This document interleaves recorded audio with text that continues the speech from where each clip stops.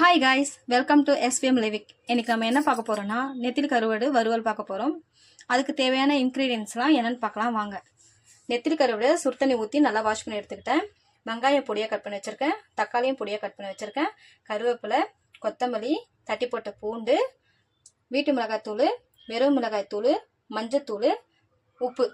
இதை வச்சு எப்படி செய்யலாம் பார்க்கலாம் வாங்க. ஃபஸ்ட்டு அடுப்பு பற்ற வச்சுக்கலாம். ஒரு பேன் வச்சுட்டு சூடு பண்ணிக்கலாம். சூடானதும் தேவையான அளவுக்கு எண்ணெய் விட்டுக்கலாம்.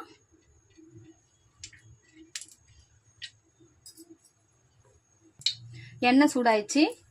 கடுகு உளுத்தம் பருப்பு போட்டுக்கலாம்.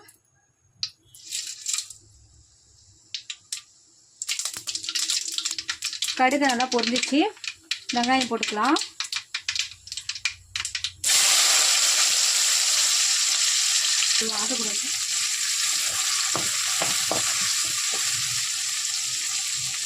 கருவேப்பிலையும் அப்படியே போட்டுக்கலாம்.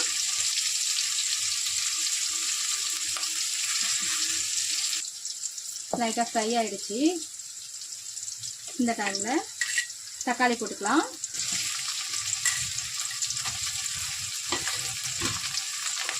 தக்காளி வதங்கிறதுக்கு உப்பு கொஞ்சமாக போட்டுக்கலாம், ஏன்னா கருவேப்பிலை உப்பு இருக்கும்.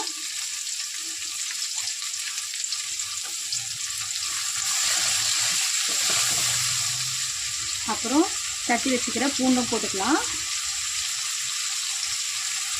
ஃப்ளேவருக்கு நல்லாயிருக்கும் பூண்டு, அதனால் பூண்டு போட்டிருக்கேன். ரொம்ப போடலை, கொஞ்சமாக தான்.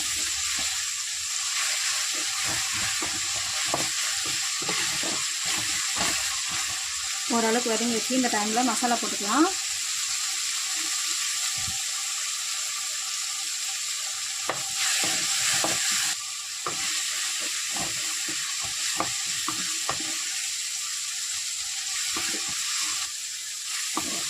நல்லா வதக்கிட்டேன். இந்த டைமில் வந்து நெத்திலி கருவாடை வாஷ் பண்ணி வச்சுக்கிட்டு எடுத்து போட்டுக்கலாம்.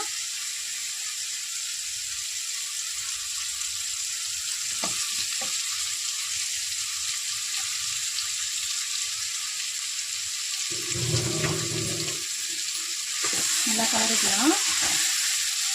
நல்லா கலரியாச்சு. இந்த டைமில் அதுக்கு தேவையான அளவுக்கு தண்ணி ஊற்றிக்கலாம்.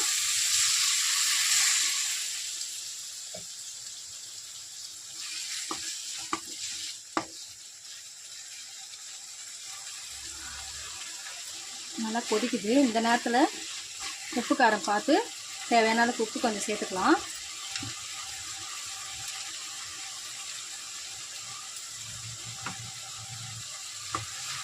நல்லா கலரிக்கலாம் உப்பு போட்டு. நல்லா வாசனையாக இருக்குது. கருவாடு நல்லா வெந்துச்சு. இந்த டைமில் கொத்தமல்லி போட்டு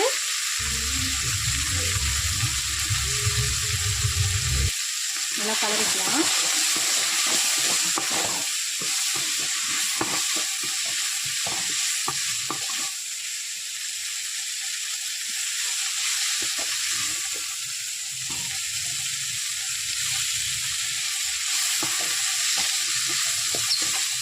நெத்திலி வறுவல் ரெடி ஆகிடுச்சு ஃப்ரெண்ட்ஸ்.